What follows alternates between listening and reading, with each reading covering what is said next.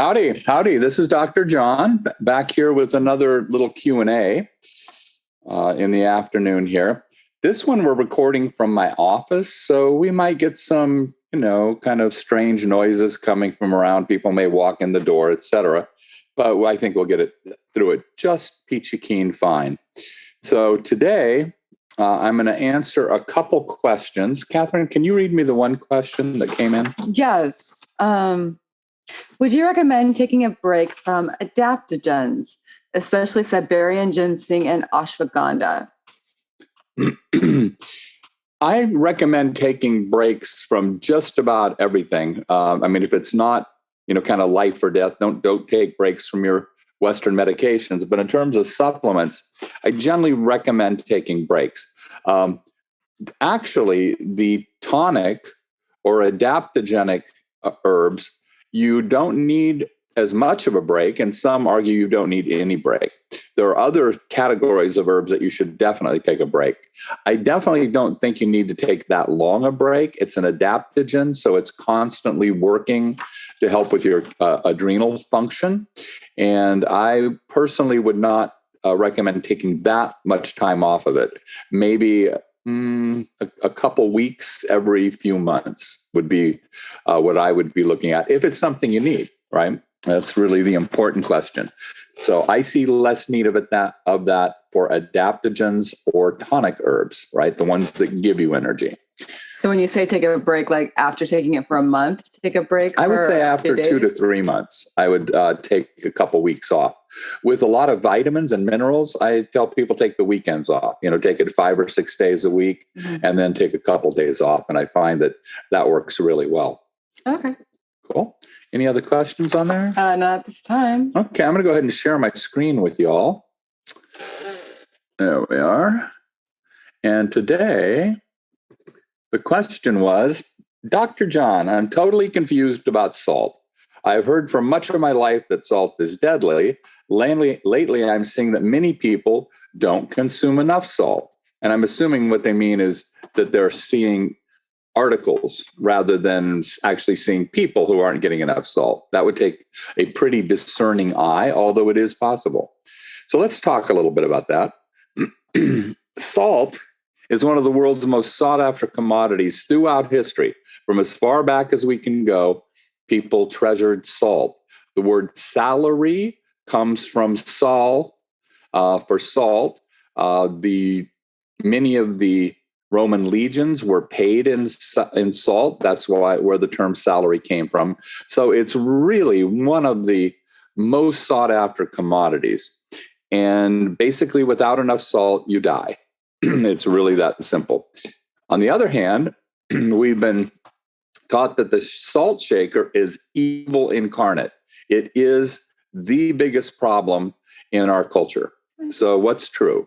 Well, like most everything, both things are true, right? When we're looking at supplements and vitamins and minerals and foods, it's really looking at the right ranges. And so I took some of this out of a book that Catherine and I are that Catherine and I are writing.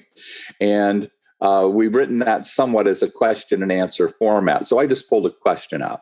And Catherine said, hey, let's talk about sodium. It seems to be an important item for you on labs. And why is it so important for you that patients have the right sodium level? And as I said to her, well, it is one of my absolute favorite, most important topics to talk about with my patient.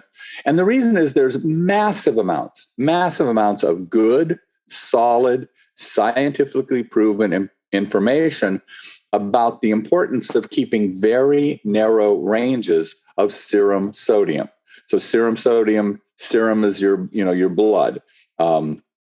Generally considered the liquid part of your blood. So how much sodium do you have in your bloodstream at any given time that it's being measured? And yet medical doctors rarely speak about sodium unless patients are grossly elevated or have grossly low sodium. And I mean really, really low before they are ever talked about, or they're talking to them about blood pressure and tell them to cut their salt, just as kind of a general exclamation. Well, I got to tell you, I read a lot of labs. I've probably got 20 sets sitting on my desk right now, waiting for people to show up to discuss them with them. And if I were to ask people, what do you think the most common problems are that I see on lab tests? They might say, oh, anemia, or, oh, vitamin B12 deficiency, or they might say that it's someone has too many white cells, whatever. None of those are the right answer. The right answer, the thing I most see out of range and most easily fixable on lab tests, are sodium ranges. Okay, it's very, very common. So U-shaped or J-shaped curves are the norm in blood chemistry. In fact, they're the norm in most things we look at. How much sleep should you get? Well, if you get too much sleep, you're liable to die at a higher rate. If you get too little sleep, you're liable to die at a higher rate. Exercise. If you exercise too much, you have a higher mortality risk. If you exercise too little, you have a higher mortality rate. So there's always a sweet spot. It's like, what is the maximum bang for my buck that I can get? For example, cross-country skiers, great exercise, right? However, in Finland, they went back and took historically the times of the top ski racers, cross-country ski racers, and then did a matrix with mortality. How long did they live? And they found that the ski racers with the best times died younger. Okay, they were getting too much high-intensity exercise. And again, we see that in many, many things. So there are lots of really well-done research paper, and there's definitely a clear U-shaped curve for sodium. If it's too low, there's a greater chance of death from stroke, greater chance of death from falls, greater chance of death from bone fractures. And again, with the strokes, you get a particular type that's much higher. And then certain types of cancers are much higher with low sodium. Now, you're not going to see any of those ads on television, right? You're not going to hear doctors saying that much, and it's unfortunate. So here, this was a J-shaped curve, so it's not, you notice this doesn't come up at the same angle as this side. It's a little shorter. But here's exercise, moderate exercise, and I'm not going into the definitions right now, but here's moderate. This is the absolute peak of health or the absolute bottom in terms of mortality. If you get too intense, you die faster. If you get too sedentary, you die faster. Here's one, it's another J-shaped curve. And so you can see that it's not equal on both sides. So it has a J shape. Okay. So for functional ranges and why they're important, I have a very short video on the balancingpoint.net, and on there, I have a few-minute discussion about functional medicine and why I feel it's so important in terms of lab readings for all healthcare providers to understand functional ranges. That doesn't mean you have to do functional medicine and do drugs, et cetera. But the functional medical ranges are very, very exciting because they're so much more accurate and can save lives. And so here, when I talk about low, this isn't the low in the range that you'd see on the. So if you got a report and you'd get a reference range. I'm not talking about it being low compared to that, which is really low. I mean, if it's even in the narrower ranges, if it's a little too low on the functional narrow ranges, it's still really a problem. On the other hand, high sodium is extremely dangerous. It increases risk for high blood pressure, for heart attack, because the blood gets thicker, right? So you're going to see a lot of issues there. So it's all about balance. So this is an interesting book, The Salt Fix by Dean Nicolantonio. Kind of an interesting book. I'm in the process of reading it, actually, and I've gotten some very interesting information.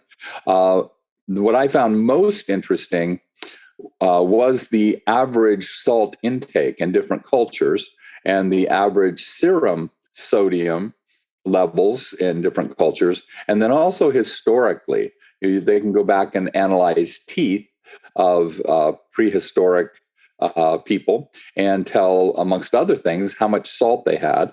And our salt level was much higher in hunters and gatherers than it is now. So serum sodium levels. So again, this is the concentration of sodium in the blood. Sodium, most of it comes into our system as sodium chloride or table salt, right? Just typical table salt is mostly sodium and chloride, and that's certainly our highest concentration of intake of sodium. And LabCorp indicates a reference range of 134 to 144. Most of the other major labs are right there, very close to that. Now, my ideal healthy range for sodium, and I didn't make this up in a vacuum. I mean, there are many people I trust and care about and love their research, and they've done massive numbers of studies and put the studies together that shows that the healthy range for sodium is actually 139 to 142. And if you get under 137, you start seeing a lot more adverse events. And that's what the research indicates. You can have an opinion. I can have an opinion, Dr. Oz can have an opinion. However, what's really important is to look at the research and see what it really indicates. When you get over 141, again, you start seeing more adverse events. So 134 to 144 is a huge range when compared to 139 to 142, right? That's a lot difference. And it's shockingly apparent that there are huge differences in mortality with those tiny, tiny changes in sodium range. You're talking less than 1% can make a tremendous difference. So that low sodium, serum sodium, is the one thing I find very, very often. And often it will explain the symptoms that my patients are having. What I find once a month or less, is I will have a patient that comes in, we do a lab test, or maybe they bring a lab for somewhere else, and it shows high sodium. It's almost never. It's just very rare. I see lots of low sodium levels, and people are having symptoms from those levels. Now, our culture's become really salt intake conscious and avoidant of it, and I would say almost phobic of salt intake. Now, there's a good reason for that. We do, in many cases, many people in the United States have much too high a salt intake. If you're eating out a lot, or if you're eating processed foods, you are undoubtedly getting too much salt. You're also undoubtedly getting too much sugar, and that combination is pretty deadly. If you're eating well, if you're growing your own vegetables, if you're going to a farmer's market, if you're cooking your food well, then it's not unlikely that you could be low in salt intake. And because of the rampant, and I mean epidemic levels of adrenal problems, we've all now heard of adrenal fatigue, adrenal exhaustion, et cetera. And by the way, those are very, very real issues. I'll skirt the edge of today and talk about at more detail at some point. I do tests in my office, several tests for every new patient to see if they have adrenal fatigue problems. And the rate is pretty high. I got a patient today. There's a test called the Ragland's test. Doctors generally call it orthostatic hypotension, but I have Dr. Ragland's copies of his papers from the 1920s, where he talked about this test for adrenal problems. And if you lie down, relax, lay there for a few minutes, take your blood pressure, have you stand up for about 2 minutes and take your blood pressure again. Your pressure should go up 10 points because you have to have more pressure to get the blood up into your brain, right? Makes sense. And in patients with adrenal fatigue problems, their blood pressure levels will often drop. In fact, they will drop if they have adrenal insufficiency. I had a gentleman today who, in all other signs, he's in good health, but when I start to question him, I can see that there's some problems in this area. So we did a Ragland's test. His blood pressure went down 18 points. So he's 28 points low. I find most of my chronic fatigue patients are coming in about 35 to 40 total points low. So he's, kind of pushing it a bit. And then when I pointed that out, he really got a little more down and dirty and got into some real issues in his life that he hadn't communicated before. So anyway, this is a big deal. So you're coupling this consciousness about avoiding salt and the adrenal issues, and the adrenals crave salt. In fact, if you have huge salt cravings, the first place to look is really get a lab test first, but then start thinking about adrenal fatigue and adrenal issues, because the adrenals want a lot of salt. Okay, so what are the symptoms? The one I look for the most, and I test for, is the orthostatic hypotension. Hypo meaning low, so it's the opposite of high blood pressure, right? It's low blood pressure. Orthostatic is talking about standing up. So it's what happens if you go from one position to another and your blood pressure drops. So this is dizziness when one stands up. Now, there's an official level that is legally to diagnose orthostatic hypotension, but I will find my patients get dizzy to a dangerous level well before they hit that level. If they have true orthostatic hypotension from a legal standpoint, they're in bad shape. Sometimes they get some nausea, some cognitive impairment or problems, right? They're not getting enough blood to their brain, fatigue, some anxiety, definitely difficulty concentrating, and sometimes some nausea. So those are a few symptoms. I'm going to tell you a story that illustrates this. And it's, I think, a really good story about a patient. Her name isn't really Sandra, but everything else is accurate. Delightful woman. She came in and she was really, really upset. I mean, anxious, like, oh my God, what am I going to do? So type A personality, spoke really fast at a rapid heart rate and really hard charging. She's used to getting things done. And she's practically in fact, at one point, she was in tears. She said, I've been to several doctors, I've been to alternative doctors, and nobody can help me. And I said, well, what's the major problem, right? I mean, this all happens before I even get a chance to start questioning her. And she said, well, every day when I drive my daughter to school, I get sick. I get nauseous, I get lightheaded, I get motion sickness. I have to pull the car over and I sit there. And sometimes it's quite a while until I can regain my senses and I can continue to drive her to school. So obviously she's very distraught. Her daughter obviously isn't happy either. So I asked her a couple of what I thought were very reasonable questions. I said, how long has this been going on? She said, oh, it's only a couple of months.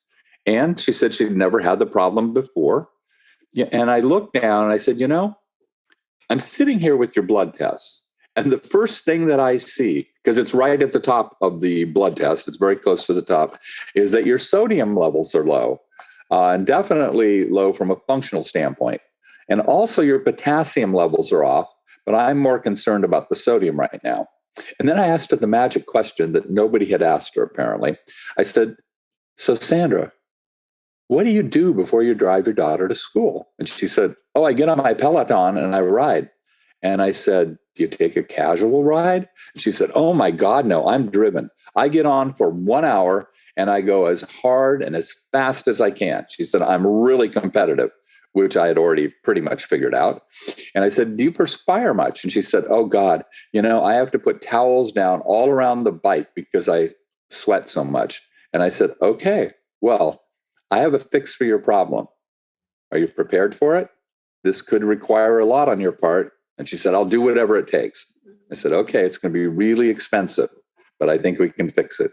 I want you to take half a teaspoon of salt. And I told her how to prepare that. There's a solution called Soleil. Half a teaspoon of salt about an hour before you get on your Peloton. I want you to sip electrolytes and salt all through the day. And she had a Peloton. She knew where the bike store was. They have really, really good electrolytes. And I want you to sip those through the day. 3 weeks. She comes back. All of her problems are gone completely. No nausea, no dizziness, no difficulty driving her daughter to school. And none of the problems has returned. Now, she did not to exercise quite as intensely for a while, But the problem, the entire issue was solved with about 5 cents a day of good quality salt. Okay. Love it. One of the most precious of all minerals. So, salt phobias. Again, as I mentioned, it's been one of the most important trade items in history. We've become very salt phobic, and again, with good reason, but we've taken it a little too far. So, salt is actually a generic term for a group of chemicals, but here I'm using it to mean sodium chloride, which is common table salt. Now, when you buy a commercial table salt, you go to the supermarket, you grab it off the shelves, that has been heated to about 1400 degrees, which dramatically changes the chemistry. It really alters the chemical structure of many of the minerals in there. And most of the minerals are actually removed. In good quality sea salt, I've heard 88, 89 minerals in there. And Himalayan pink salt is good, or some other form of real sea salt. And I say real because there are counterfeits on the market. Someone found that a lot of the Himalayan sea salt was coming from a mine in Pakistan, which was a completely different chemical formula with it. So anyway, get real good quality salt. Now, you can find articles all over the internet. I'll bet there are 1,000 of them about different forms of, quote, salt. So go ahead and read some, find out which ones are good. But typically, the salt de mer and the Himalayan sea salts are really good. Okay. Now, we're still seeing recommended sodium levels being pushed downward. And the recommended intake is far lower than the natural intake that humans have used throughout history. Again, that can be determined by teeth and bone samples. And we're really seeing recommended levels that are functionally too low. And there's several reasons for that. In a really healthy person that doesn't have any adrenal fatigue, that is not over exercising, then those lower sodium levels may work. But if they have any adrenal fatigue problems, if their kidneys are out of balance, if they're peeing out a lot of sodium, if they're perspiring a lot, then often those recommendations are too low. Now, some people are sodium sensitive. Looks like about 5% of the population is very sodium sensitive, and they have to be careful about their sodium intake. It'll really spike their blood pressure. But it's not everybody. So again, in my practice, I find most people that are sensitive on the low end. And to further exacerbate the problem, most of my patients are older, chronically ill, middle age, older, and they've generally worked pretty intense lifestyles, and they're kind of worn out in a lot of ways, as my dad used to say, been rode hard and put away wet. And so that will create adrenal fatigue.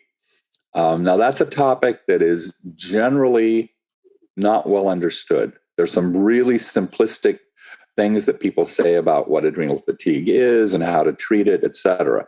So I'm going to skirt the issue today and then come back to it and do a much deeper dive.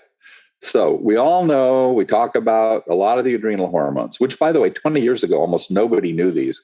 We talk about cortisol, activates your blood sugar, epinephrine, which gets your heart pumping, norepinephrine that gets you ready for emergencies. It pulls the blood out of your center and pumps it into your hands and feet, et cetera.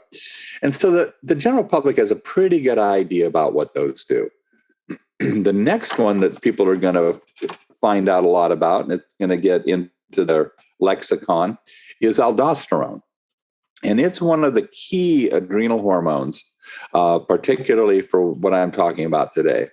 It is the primary controller of sodium to potassium ratios. So you eat a bunch of potassium, you eat a bunch of sodium, the body is going to monitor that, see if you have too much of one or the other, or even both, and send message to your kidney to pee out more potassium, or to pee out more sodium, or to pee out more of both, right? So that you can stay in that equilibrium state.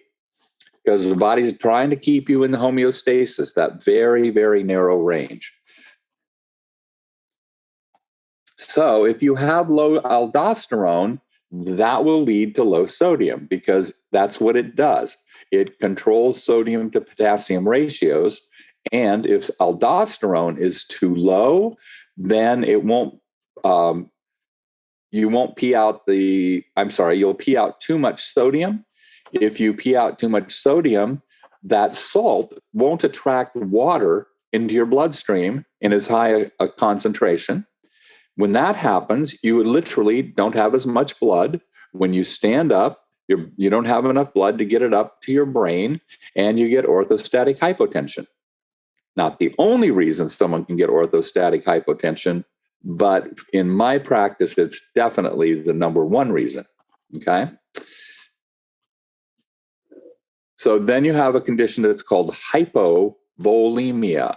Hypo meaning low, volemia meaning the blood, and vol meaning the volume. So you have low volume of blood. This is a very real condition, but it's almost impossible to test for from a Western standpoint. You'd essentially have to remove all of someone's blood. Really not very practical, right? And so when you look at that blood values, say a CBC, that's a complete blood count, you look at your red cells, you look at your white cells, your hemoglobin, et cetera. But notice those are all given in terms of values per unit of blood volume, right? So you take a certain amount of blood, and in that certain amount of blood, you have these concentrations of chemicals. Well, if you don't have as much blood, you could look perfectly normal in the blood count, but below in any of those things. Also, it could throw it over, so you could have values that look too high or look too low, but it's really because you're dehydrated. Okay, so again, have to look at these things very carefully, and not the quick perusal that is often done. Just kind of, oh yeah, you look fine, good. No, you need to have these really looked at. And now this is an advantage that we have with traditional Chinese medicine. They also have it in Ayurvedic medicine, which is that we take pulses. And as soon as you touch a pulse in a couple positions, you will immediately know if someone has hypovolemia. And so Catherine, generally, and sometimes other people, will scribe for me and take notes. And as I'm going through, they'll see me take a pulse and then look at the patient and say, do you get dizzy when you stand up? And about 90% of the time they say yes, because you can feel that there's low blood volume in the pulses. I mean, it's simple. It's really simple. So we then follow those up with a couple of in-office tests of adrenal function. They generally fail those tests. And the one is the Ragland's, as I mentioned. Another is the paroxysmal pupillary reflex. And then we got a couple of others. But anyway, we're going to check in the office, and then we'll probably run some labs. So the point is that you can have low sodium intake, or you could have normal sodium intake and low aldosterone, and either way, you'll have low serum sodium. So it's not always based on what you're bringing into your body. Sometimes it's based on how much you're getting out of the body. Okay, so here are a couple studies, just to kind of reaffirm a lot of these things. And I've got tons of these studies. I just grabbed a few. Mild hyponatremia, that means low sodium, as a risk factor for fractures. And this was a Rotterdam study. Mild, that's an interesting one. It was, according to medical, like LabCorp, it wasn't even hyponatremia, right? Remember, LabCorp's values went down to 134. Here they tracked over 5,000 elderly subjects, which kind of irritates me now that I'm 71. Anyway, they tracked them, and they used a definition of hyponatremia of less than 136. Now, I don't know of any labs other than functional medicine labs that look at that high a level. So anyway, they considered it low, less than 136, and they were looking at vertebral fractures, or fractures of the bones in the spine, and indicated an odds ratio of 1.78. What that means is for every one person that had normal sodium, that had Yes, normal sodium. The people with low sodium had 1.78 times more fractures. So again, 1 3/4 fractures, which is almost double the risk of falling and fracturing of the bones, okay, if it was under 136. All-cause mortality was also higher in subjects with hyponatremia. They just died at a 20% higher rate during the course of the study, okay? So that's pretty dramatic. They weren't just breaking their bones, they were dying from lots of other causes. And so again, we're looking at some very mild sodium problems, and it's causing huge issues. So I was mentioning orthostatic hypotension. This is really a problem for my patients. Again, a lot of them are older. Some of them suffer from balance problems. Since they're older, they almost always get up in the middle of the night, maybe several times to go to the bathroom. They stand up, they get orthostatic hypotension, they get dizzy, they fall down, and they fracture a hip, for example. Once you go into the hospital with a fractured hip, your odds of leaving alive are pretty low. Also, many of these people fall and actually get skull fractures and die. Now, a lot of them are older, and they're on blood thinners. So you fall and hit your head on blood thinners, that's a really severe issue. So this issue of orthostatic hypotension needs at least 100 times the attention that it usually gets. Mortality after hip fracture, 21% if they address the fracture, 70% if they don't with surgery. And often in older people, they won't do surgery because their bones are too brittle. And the all-cause mortality doubles for elder patients after a hip fracture. And this is what my mom died of. She was on, she moved in with me, she was on 41 pills. Within a couple of years, we got her down to 1. We couldn't get her off of that 1. She was happier and healthier than she'd been in 40 years. She went down to live in a facility in Santa Cruz, and within a year, she was back on 41 pills a day. Amongst them were high blood pressure medications, which made her blood pressure too low. She was given things that lowered her sodium levels, which then made her more likely to pass out. She fell down several times, and the last time she fell down, she fractured her hip, and she was so frail, they really couldn't do anything with it, and she passed away shortly after that. Unfortunately, that's way, way, way too common a story, okay? So if you have elder parents, friends, etc., keep a close eye on them for these things. It's a real issue. Okay, so when we add the increased risk of low sodium, we're looking at increased risk of falling because of balance issues and pain, and then looking at the overprescription of blood pressure medications, that's deadly. I've seen many patients who were put on blood pressure medications, their pressure came down into normal or even low levels, and they were never taken off the medications. In fact, I had one guy, I've seen his daughter and son-in-law for many years, and they brought him in because he was just not making it. He could barely function. He was losing the ability to have conversation, and it was episodic. It wasn't all the time. So they brought him in, and so I read the doctor's report, and it said when he was in there, his blood pressure was at 77/52.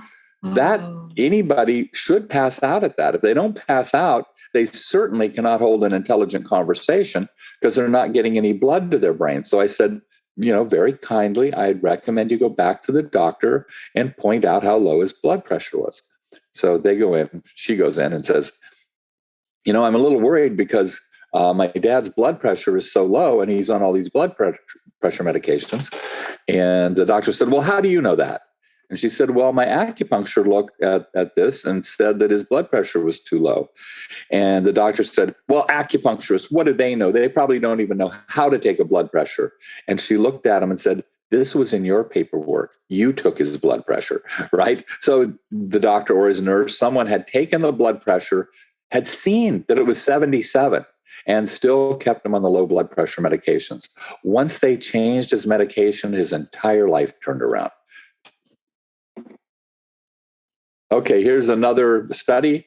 Hyponatremia, falls, and bone fractures, a systemic review and meta-analysis. Now, a meta-analysis is generally the highest form of research, or one of them, because you're taking a whole bunch of studies, a lot of individual studies, and you put them together. And the advantage of that is you get much bigger numbers, right?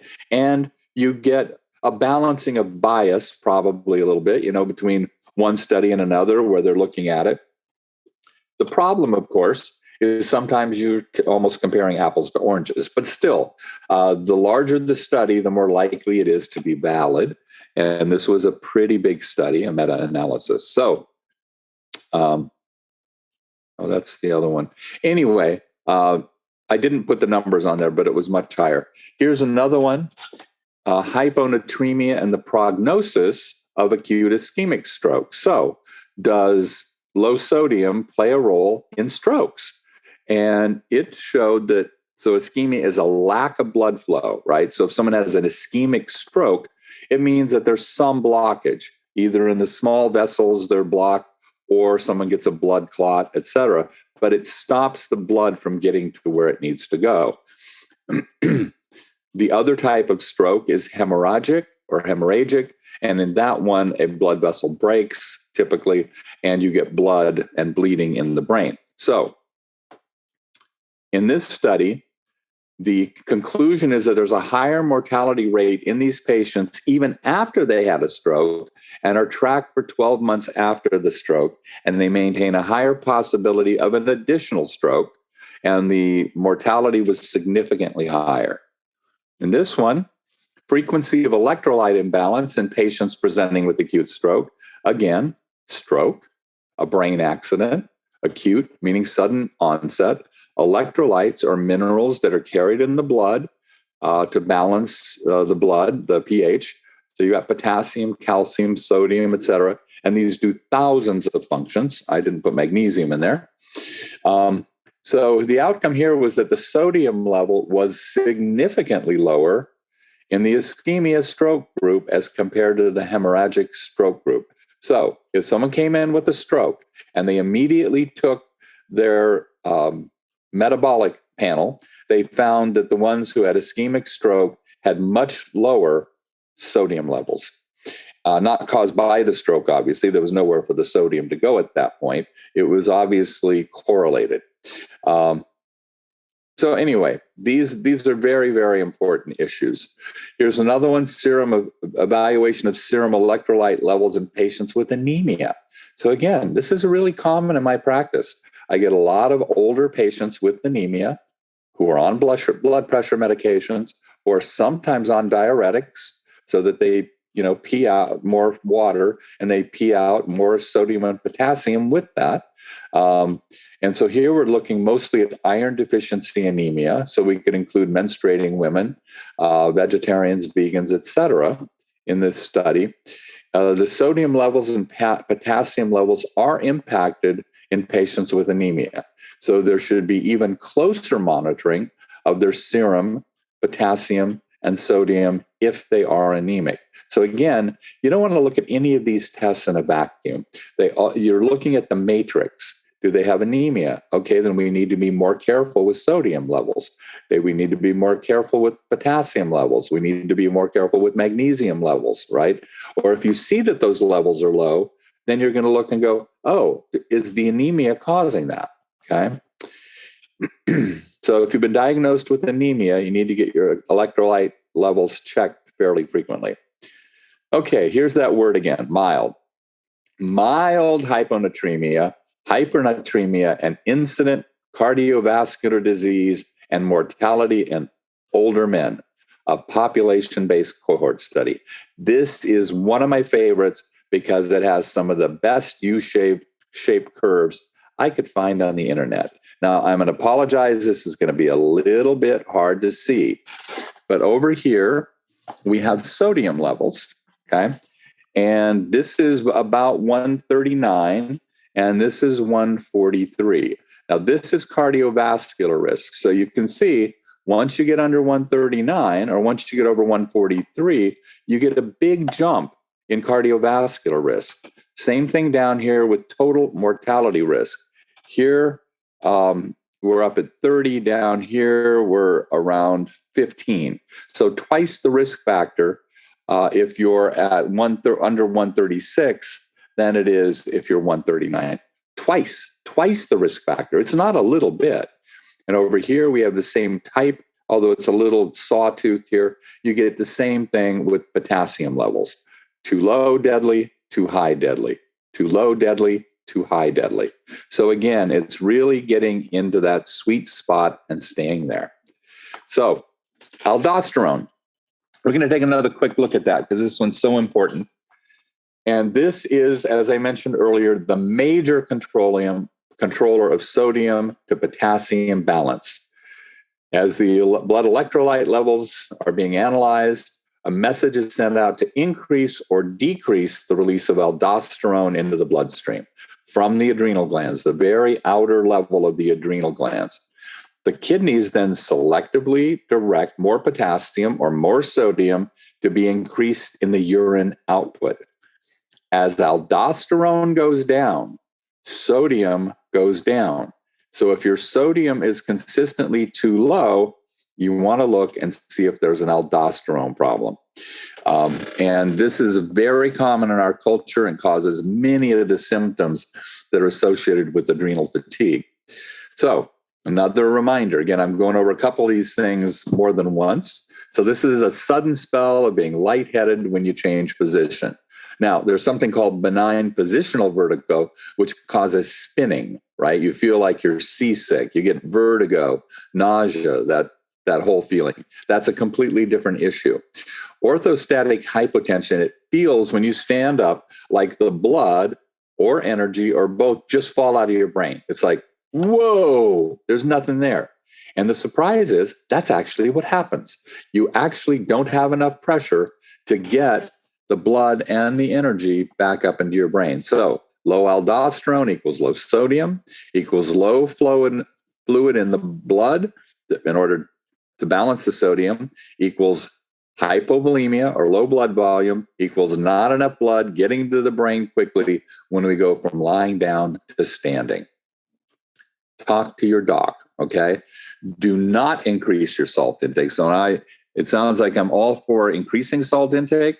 No, I'm for monitoring sodium levels and then taking appropriate action after you've monitored it, right? So don't increase your salt intake without talking to a health practitioner. That could be a nutritionist, could be a naturopath, could be an acupuncturist, chiropractor, doctor, whoever. And certainly never change your blood pressure medications without speaking to your medical doctor. Usually, medical doctors don't do much explanation or explaining of why they put people on particular blood pressure medications. And sometimes there are very, very good reasons for particular blood pressure medications that may be doing more than just lowering your blood pressure. So never change that without talking to your doctor. Again, my point is that your sodium should be checked frequently, or your parents' sodium, whoever you're taking care of, should be checked frequently. Their blood pressure should be checked frequently to make sure the dosage of blood pressure medication is still correct. So sodium or a complete metabolic panel is very inexpensive. So that my recommendation, if you ever test low in sodium, 138 or under, or even more importantly, if the sodium to potassium ratio is off, you should actually get your blood chemistry done 3 to 4 times a year to make sure that you haven't fallen back into a state of low sodium. This is going to be less than $20 for this test, for the whole chemistry panel, actually. If it's under 135 at any point, you should have your aldosterone tested.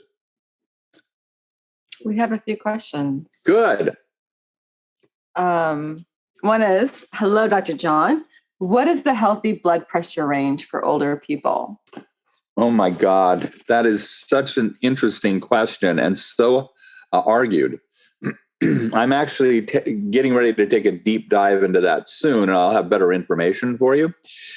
Traditionally, in Europe, they allowed much higher blood pressures in elderly people. They would say generally something like, and this could vary, 90 plus your age. So if you were 60, they said 150 was okay. They're kind of backing down from that a little bit and going more to the Western ideas. And I think that the research is more supportive in this case of the Western ideas. So I'm okay if it goes up a little bit in people that are getting a little older for the reasons I talked about today, but I would not want it over 140. Okay, that would kind of be, and then the diastolic is measuring something. That's the second number, measuring something differently. And I would like that to be under 90. Okay. That's the very, very upper limit. I would love to see it at 120 over 78, somewhere in that range. Okay. If a patient's blood pressure is normal to low after being on antihypertensives for many years, what would be the best approach to stopping the antihypertensives? Will the blood pressure actually eventually creep back up? Don't know. It depends on what was causing the high blood pressure, right? So some people are very, very reactive to stress hormones, right? So the adrenal hormones. And those people are generally put on beta blockers, or if your doctor's on top of it, or something that blocks the uptake of adrenaline. So if you have a really stressful job or stressful life, you go on those drugs, your blood pressure drops down to normal. It may be normal if you get off the drug, right? You don't know unless, you do some testing with it. But it depends on there are several different type of blood pressure medications, categories, families, and they each do something a little bit different. The prevailing thought that is starting to take over lately is that rather than giving a high dose of one blood pressure medication, a lot of doctors are going to low doses of 3 or 4 different medications because that lowers the possibility of side effects from any one of them. And so far, the research looks very promising on that approach. So yes, it's possible that your blood pressure could go back to normal. I've seen that happen many, many times. There are quite a few devices. I'll do something on high blood pressure in the next few weeks, just because there's so much to talk about. But there are a lot of devices. There are mats, PEMF mats that can help with blood pressure. There are a variety of natural supplements that can happen with blood pressure. There's something called a Respirate, which is a breathing timing system that's very effective. There are devices that you can squeeze tightly with your hands and then relax. And it was discovered that fighter pilots, while they're flying, have enormously high blood pressure, but they have some of the lowest blood pressure when they're not flying. And one of the reasons, it's not the only reason, but one of them is they are pressed in there at such high G forces, and they're squeezing everything so tightly that helps them then learn blood pressure control. It's some very interesting studies on that. What was the question? Will the blood pressure eventually creep back up? Could go either way. Sorry, I wish I could give you a better answer than that. Okay. Another question is, what is a source of electrolytes and how do we know if we are low? I hope you have a week. So electrolytes are minerals carried in the bloodstream. They come from our food, right? In pretty much all cases, unless you take a supplement, right? And so, you're getting magnesium, potassium, calcium, sodium, chloride from the foods that you eat. Now, depending on what you eat, you're going to maybe get enough, maybe not get enough. Magnesium is a real problem. Our intake of dietary magnesium is down over 50% in the last 100 years. And many, many, many people are magnesium deficient. So ultimately, it's coming from our food or from a supplement. And and it's a very complex question, actually, because what your medical doctor will do is run a chemistry panel, sometimes called a metabolic panel. And in there, it will list potassium, sodium, chloride, calcium, sometimes magnesium. And so they'll look at that to see what your level in the serum of your blood is. That's better than nothing, particularly for sodium and potassium. But it doesn't give you a very good story, because for many of these minerals, only 1% to 2% are actually floating around in your serum. Like for calcium, for example, almost all of it is locked up in bone or in other tissue. And so it's very hard to measure accurately calcium levels. There are a few tests like magnesium. You can do what's called a red blood cell magnesium. So that's going to be more accurate.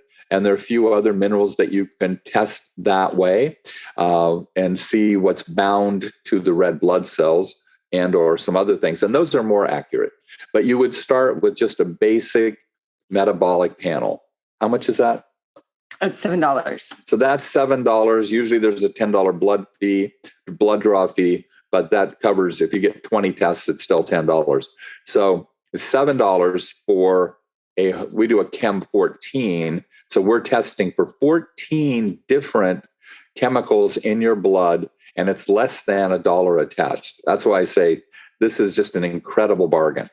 And if we detect a problem, or if we have reason to believe that there is a deeper problem, then we might do one of the red blood cell tests, or we might do an organic acids test, which is a urine test to see what your metabolite levels are. But we would start with a really inexpensive Chem 14. Okay. That's it? And what would be a source of electrolytes? Food. Typically, most of them you're going to find in your fruits and vegetables. Some are in meat. You're going to get some potassium in your meat, and some in eggs, etc. But mostly it's going to be in your fruits and vegetables. Yeah. Okay. Okay. Hey, all right. We made it in under an hour. That was a lot of stuff to go over. I absolutely hope that it's helpful. And the takeaway is real simple. Make sure that you look at your blood tests from a functional standpoint and pay attention to low sodium or high sodium in particular. Okay, thank you.